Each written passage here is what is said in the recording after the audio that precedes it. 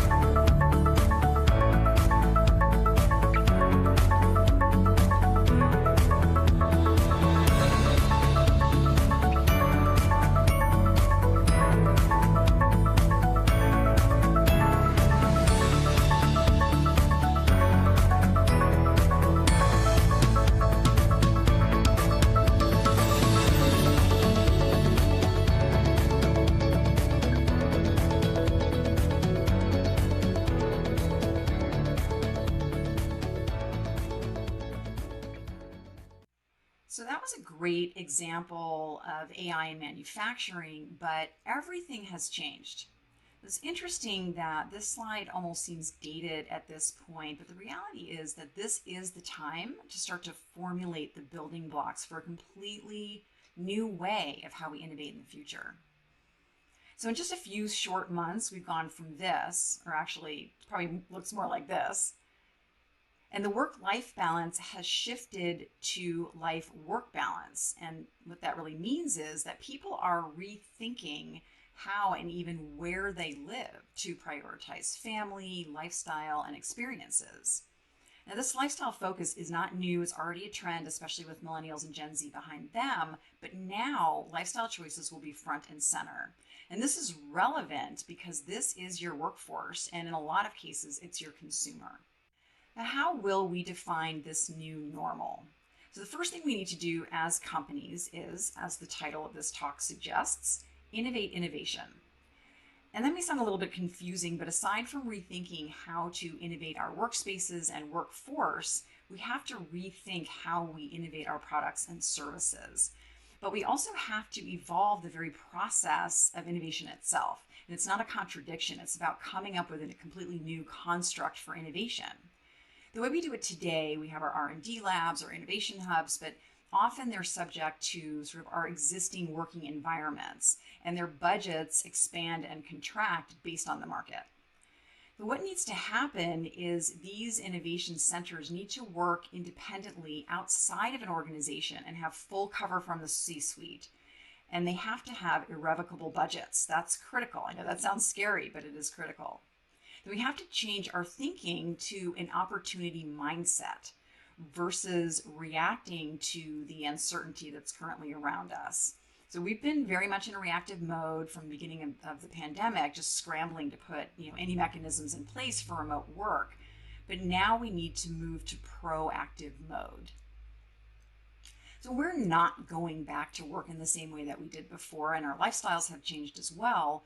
So we have to take a moment to consider what are the products and services of the future to serve this new paradigm in work and lifestyle. So how do we change and grow with this shift? Then we leverage multiple technologies, including AI, to impact this growth.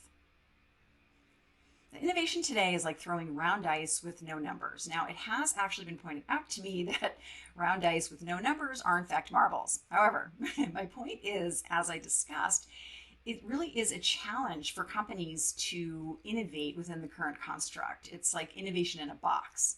There are many strategies like agile methodologies and design thinking that help innovation along, and these are great. But they're very process oriented. And what tends to happen as soon as we build a process for something, then we fall back on that process. And that by its very nature is not innovating. And we're in an age now where we have to be much more fluid and elastic in the way we're thinking about the future. Because it's coming. There's a tsunami of technology and it's moving at breakneck pace. So in order to keep up with it, we have to have a much more kind of volumetric thinking construct. This is my technology tree. I actually ran out of branches. There's so much more technology out there, and then each of these technologies has its own subset of technology.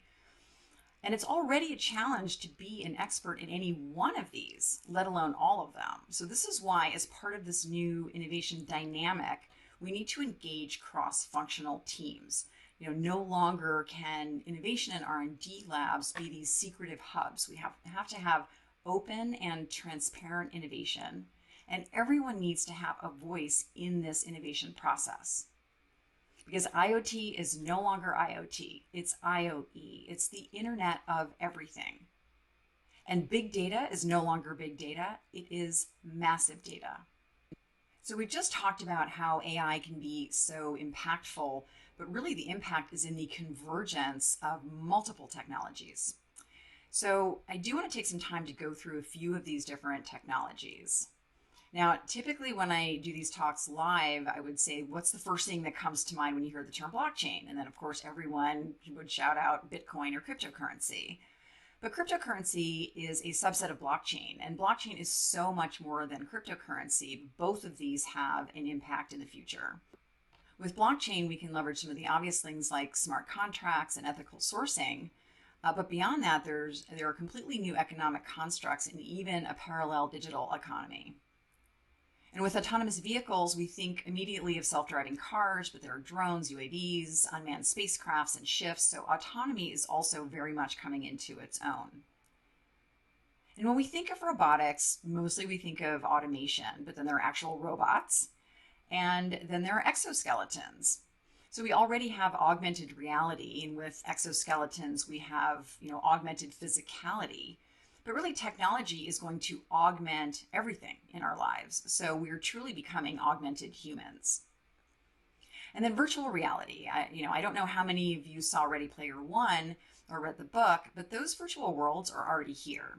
And the difference between sort of virtual, mixed, and augmented reality is that virtual reality is really a destination. You're going into virtual reality with a purpose. You're going in to learn something, experience something, play something, or build something. And then, of course, 5G is going to be an enabler of a lot of this technology, especially around content delivery. And it will also help us move large amounts of data, both upstream and downstream. The edge effectively brings the cloud closer and reduces latency. And AI will help us dynamically weight compute requirements between cloud, edge, and mobile devices. Augmented reality is really going to be ubiquitous. We don't have the consumer wearables yet, but they're coming. We know Apple is building AR glasses. Facebook has announced a deal with Luxottica, who own Ray-Ban. So these magic wayfarers may actually look like wayfarers. We talk a lot about digital twins in manufacturing and in simulation. We can build digital twins and then apply an AI layer to run multiple scenarios to gain more data and understanding of how we can optimize processes and sequences. However, we need to think much more broadly because what's coming is the AR cloud, which is effectively a digital twin of the entire planet. And this is going to enable all sorts of data and experiences to be at our fingertips at all times. So this forms the basis for spatial computing. So everything you're doing on your mobile device today, you will be able to do using a wearable in the future. We're going to move from screens to interacting with data and digital objects in space, so all around us. So effectively, the world will become your screen. And within this AR cloud, we'll have layer upon layer of data from infrastructure and government to utilities to healthcare to games and entertainment. And along with AI, all of these technologies are going to blend for the smart cities of the future. So in order to make sense of how to bring all of this technology together, we have to include a very humanistic perspective. We know what we can build, but what do we want to build and why?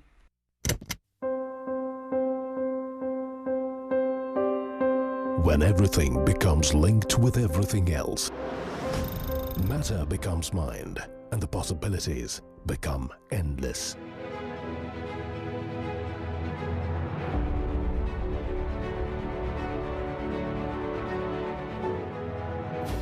Imagine 50 billion IoT connected devices by 2020. Now, imagine the economic impact of these connected machines. $4 to $11 trillion per year by 2025. Wearable devices, environmental sensors, agricultural machinery, components in a vehicle, or devices in homes can all be connected to deliver insights and drive transformation. So imagine if you had smart devices in your home, your car, your workplace, or even on yourself. The world becomes alive. That's Internet of Things. The Internet of Things is making everyday objects into data factories. When Internet of Things, along with big data, meets artificial intelligence, this interface will become enlivened with intelligence, and a new world will take birth, which will increasingly talk back to us. Imagine the kind of world that it would be.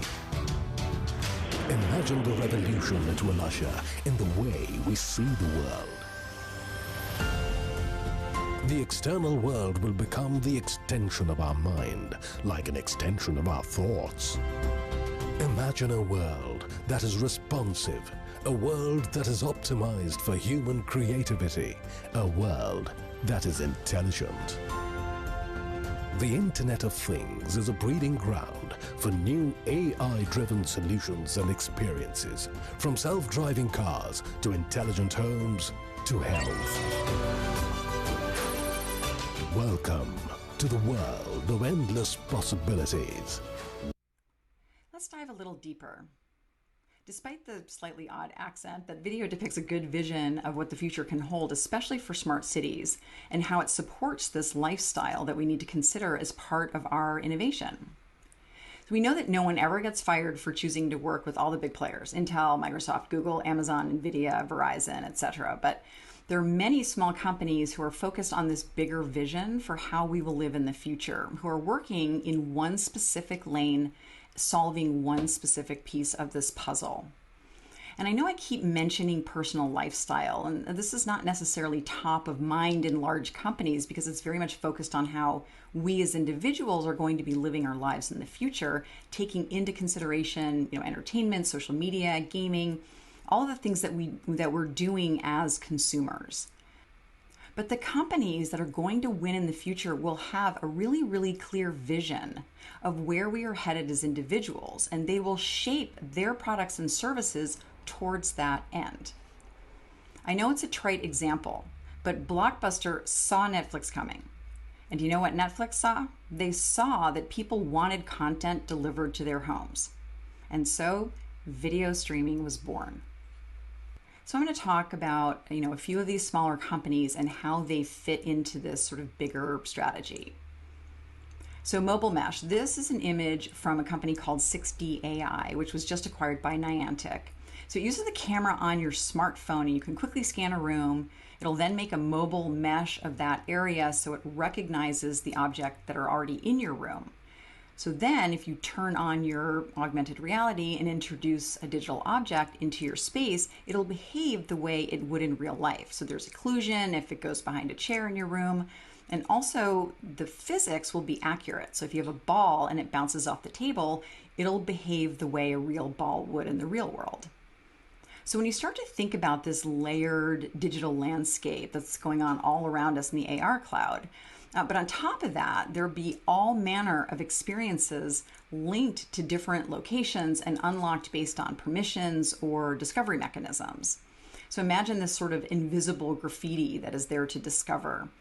The new iPhones will have LiDAR, so we can start to crowdsource interior spaces as well, so we can bring realistic digital experiences into our own personal spaces. This is a company called GeoNet, and they do volumetric spatial control. So essentially what they've done is they've gridded the entire planet down to square millimeters.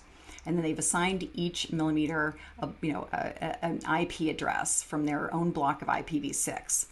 And to those IP addresses, they can append any manner of data. And so it's essentially will allow 3D geofencing, right? Many other applications, but that's sort of their initial focus. So they also have what's called the GTLD, which is essentially a domain extension .place.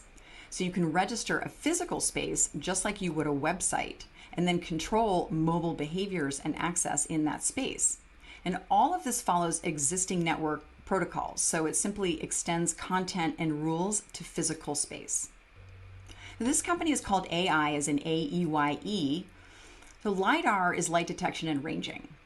But they have actually added AI and proprietary algorithms, turning it into intelligent detection and ranging. So with the AI, the data is seen much like the way the human eye sees, so focused on the important elements in any scene.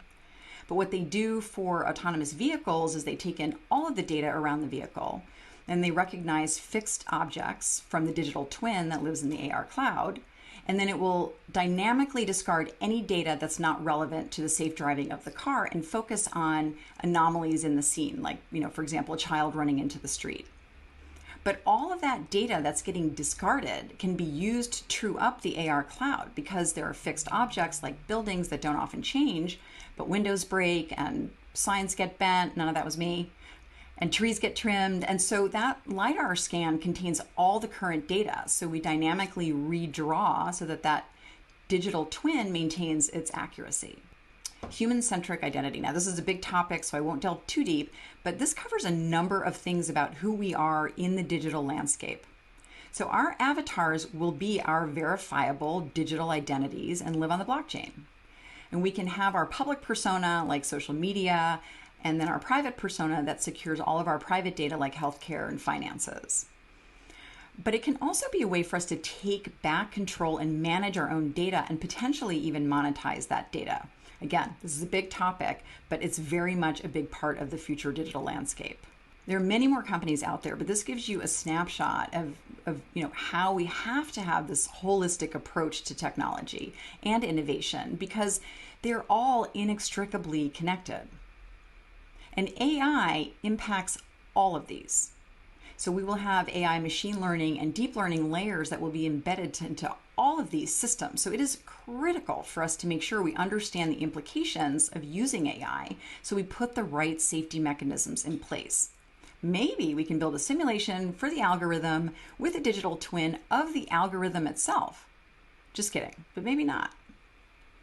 So with all of this technology comes a massive responsibility. And I'm a very big believer in this protopian vision of future technology, but we still have to consider what could go wrong. We're all fearful of the rise of the machines. We've all seen Westworld. So what are the things we don't understand? And when I talked earlier about opaque AI, that's why you hear people like Elon Musk saying, AI is the greatest threat to humanity. Love him or not, he's a pretty smart guy, and he's worried. This is because with opaque AI, we can't see, nor can the machine tell us how they are changing the logic in their own algorithms to support their behavior or end goal. So we have this expression, know what you don't know. But we can't know what we don't know in this case because there are logic constructs that are ingrained in our very being and in our way of thinking. And then we take these for granted. So in a lot of cases, we don't even consider putting these kinds of rules in as parameters for how we're training these AIs. And so, as a result, occasionally there are some AI fails.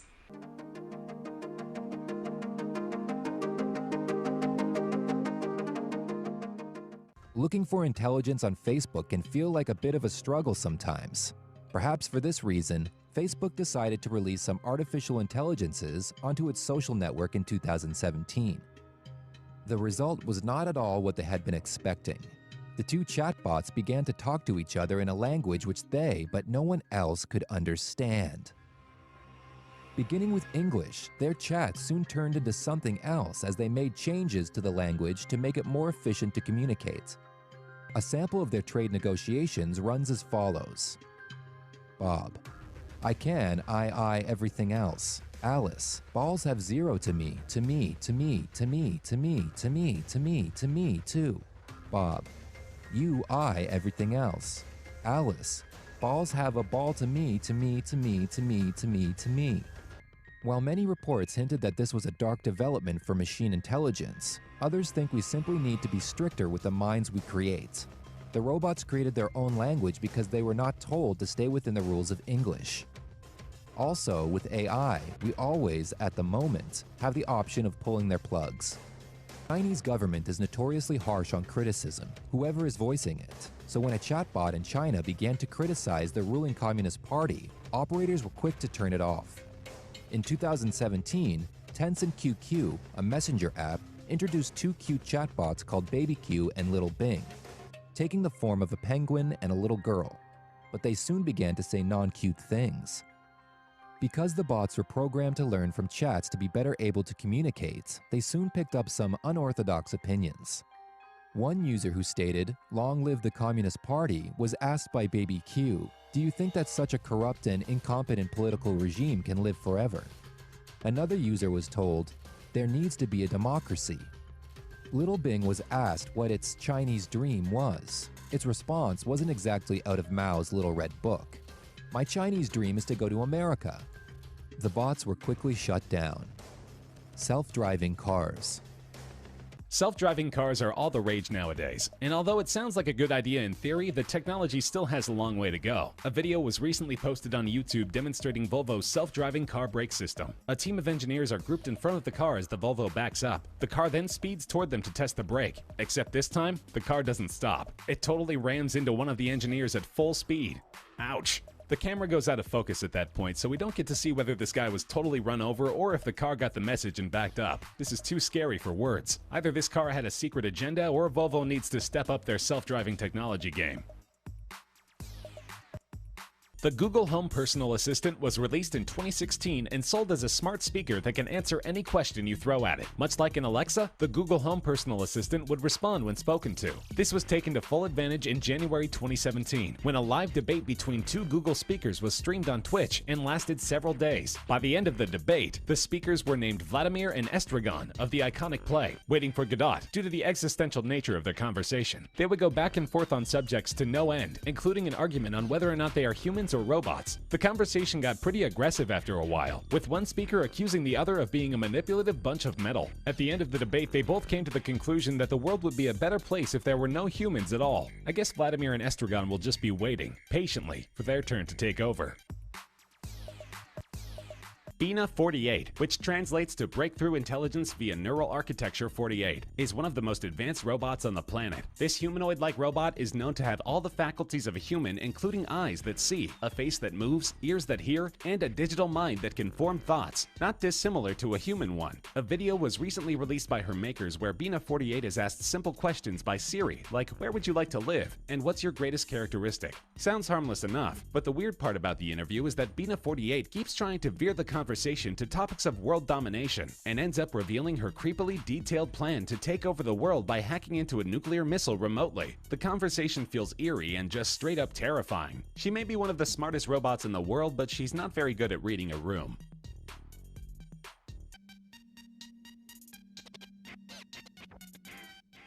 So yeah, some of these are lighthearted and funny, and some of them are kind of sinister.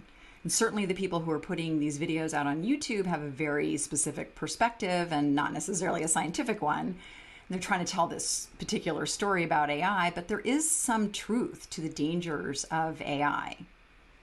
So we have to look at how AI is built from all angles and include a broader swath of the population for perspective and to combat unintended or unconscious bias. We have to reconstruct the way we think about innovation, but we also have to really build a much better understanding of AI and all of the technologies, and then how they're going to integrate with one another. Because it's all fun and games while you're in control of the dragon. But we have to train the dragon being AI. So we're racing towards this unknown future, and it's kind of like trying to make a movie in 17 languages with no script. And we're very busy using technology to optimize processes, but everything we're doing is siloed. We have different companies coming up with different solutions. Even within your own company, there might be multiple groups working independently. There are plenty of futurists and people researching and developing what's going to be coming over the next half a century. But it's very much from the lens of our individual companies. This really needs to change. We need to have a much bigger overarching vision on a global level, on a company level, and then on a personal and lifestyle level.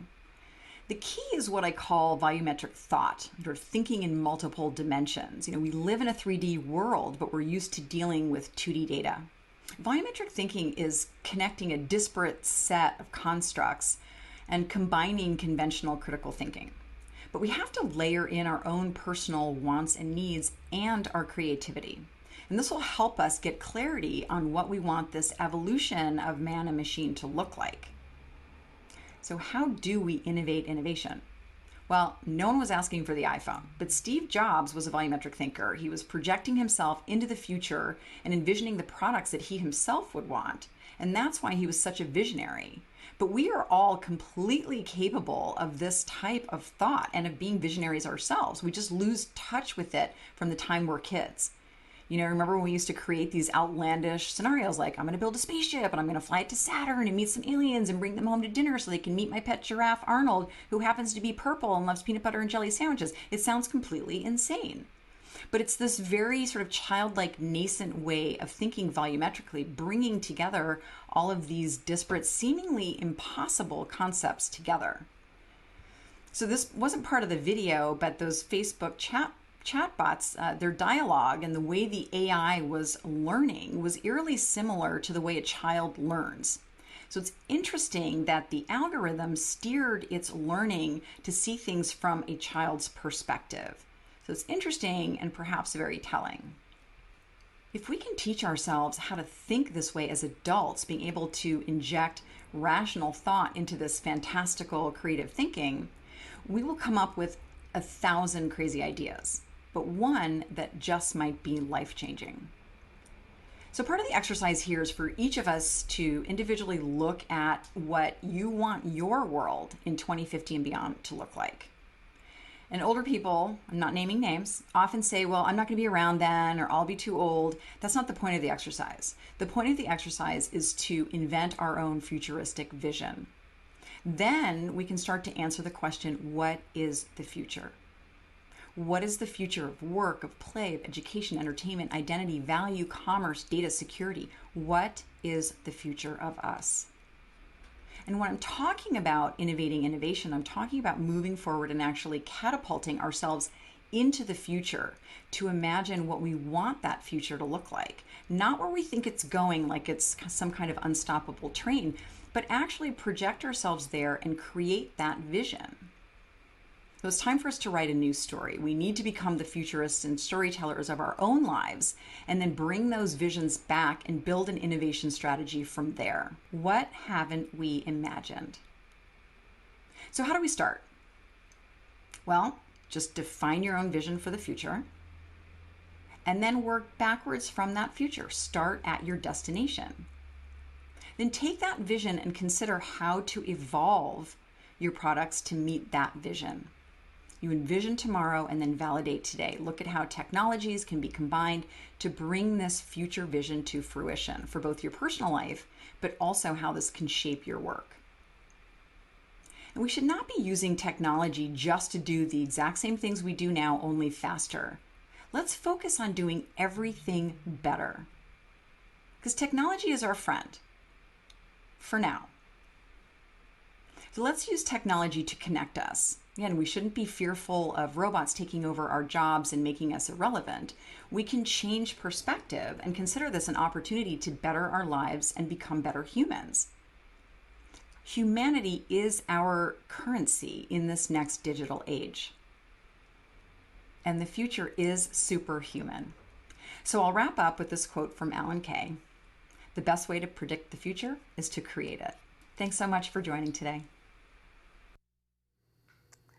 Wow, Amy, that was a very enlightening presentation. I believe our audience would like the opportunity to have a conversation with you. So we have a few questions for you. From the simulation perspective, what do you see as barriers in our industry to realizing this future? Sort of these overarching technologies. So, as I discussed, I gave sort of a snapshot of each of the technologies that have to combine to enable some of these experiences. And specifically with simulation, we can do that very well now, especially in virtual environments and using sort of current headsets, especially PC VR. But as we move to these lighter headsets, we need to be able to deliver that content. So again, it's 5G, it's edge, it's all of this infrastructure coming together. So do you see that as our starting point for realizing this future? The starting point is now, right? So I tell companies, if you're not working with simulation, AR, VR, really XR, overarching, you're not too late, but it's advancing at a very, very fast pace, and especially with simulation. Simulation has been around for decades. It's a very well established part of this technology, but again, it's how are we able now to push that content forward, make it accessible to a broader swath of companies. so that it doesn't live again in some of these silos.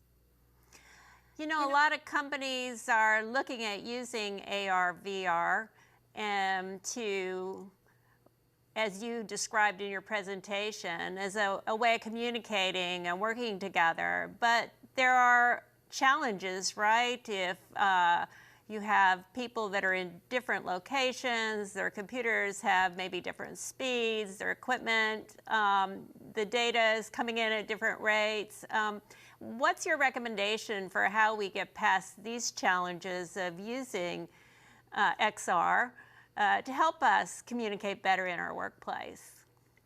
So I think it's really important to choose platforms that actually have sort of cross functionality across mobile, web, and headsets. Because as you mentioned, not everyone has, if they have PC VR, their laptops may not be rated for VR. If they have a standalone, it may not have enough fidelity, depending on how heavy the experience is.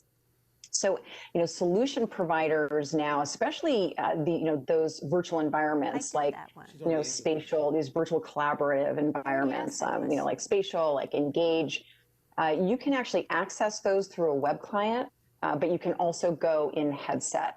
And it's been very interesting during this time because, as we've tried to build efficiencies by working from home, we've really been able to look to XR, VR in particular, for us to actually have a sense of presence. We all have Zoom fatigue now. We're sitting in front of cameras. I'm on WebEx again first thing in the morning. But in a virtual environment, we have that ability to have presence, to interact with one another. You've got automotive industry are able to design together. You can train in these virtual environments. So, again, as long as there's the ability and Spatial and Engage are able to do this, to be able to have a web client, and they're iterating constantly. This has been the biggest user testing experiment on earth for these platforms because suddenly they've come front and center to allow us to collaborate better remotely. So we're going to see a lot of improvements, and that has really been fast-tracked tremendously. What do you see as the security issues and privacy issues and how we'll resolve those as we move forward? So that's one of the challenges. There's the security piece. You can't unsee something you see in a virtual environment. And just like, the way hackers are able to, hack into very secure environments, there will be issues with people hacking into VR. Right now, it's not a big enough user base for it to get the attention of hackers. But we'll have to start to measure, what we've learned in the security protocols for web and start to apply those into these virtual environments. And, certainly, leveraging AI is going to give us a big advantage, and we're going to be able to start to recognize patterns of hacking across networks. So again, we just have to build the infrastructure to support better security. The whole idea of being able to use blockchain to create our avatars, very interesting. And do you see, how far in the future do you think that will be? And do you see that as possibly addressing some of our security privacy issues? Well, that's what I hope happens. And again, I didn't want to go down the rabbit hole of blockchain and avatars and actually sort of our personal data. But there is a real opportunity for us to kind of leverage blockchain to secure data in a better way. But I think it's also important for us, with this concept of distributed ledgers and distributed information. If we're taking back responsibility for our data, it takes the onus off of companies who are storing and managing a lot of, personally identifiable information. It takes the onus off of them to be able to keep their centralized stores safe. Wow. So that's really exciting. Do you think a virtual reality office space will ever be a future thing for us? Well, it's funny. I just showed an example of that in a talk last week. I think people have you don't go into VR to spend all day in VR. like I said in this talk, it's a destination. So you will go into VR for a particular task. So when you need to collaborate with people and you need to actually be there physically, and again, the automotive industry is a great example of this, where you have multiple design teams working remotely, and they're all looking at the same car model, and that fidelity is incredible. So, we're pushing the limits of these collaborative environments. But will we have an office all day? Probably not yet. Thank you, Amy. That was just amazing. You really gave us a vision of the future. As you said, exciting and scary at the same time, but a lot to think about, and really showing the role of simulation in making all of this happen. So we really enjoyed it, and ask you to stay in touch with us and be part of our future. Thank you so much for having me.